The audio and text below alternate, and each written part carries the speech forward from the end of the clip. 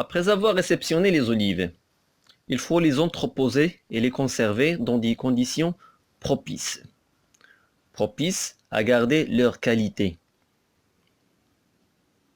Pour ce, il faut assurer un logement des olives dans des conteneurs adéquats au grenier en vue de leur trituration imminente dans le délai le plus bref possible. L'entreposage des olives devient alors une obligation quand les quantités des olives à la réception dépassent la capacité de trituration. Le stockage devient donc inévitable. Cependant, il faut maîtriser les facteurs principaux derrière la dégradation de la qualité des olives et leur matrice lipidique qui est l'huile. On fait allusion ici aux facteurs de la chaleur et l'anaérobiose. La chaleur peut déclencher la thermooxydation, tandis que l'anaérobiose favorise la fermentation des fruits.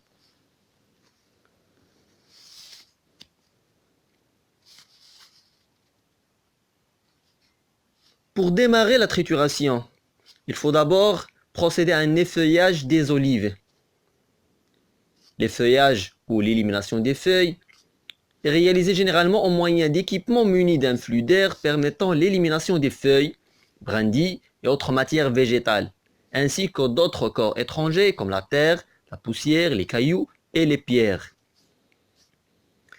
Cette opération est nécessaire pour éviter une coloration trop verdâtre de l'huile, se traduisant par un excès d'amertume et par une moindre aptitude à la conservation de l'huile suite à la présence de composés chlorophylliens.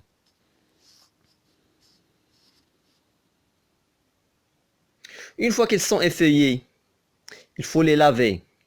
Le lavage des fruits d'olive est réalisé au moyen de systèmes permettant une circulation forcée d'eau potable et propre, permettant l'élimination de substances solubles dans l'eau, comme la boue, la terre et d'autres pierres.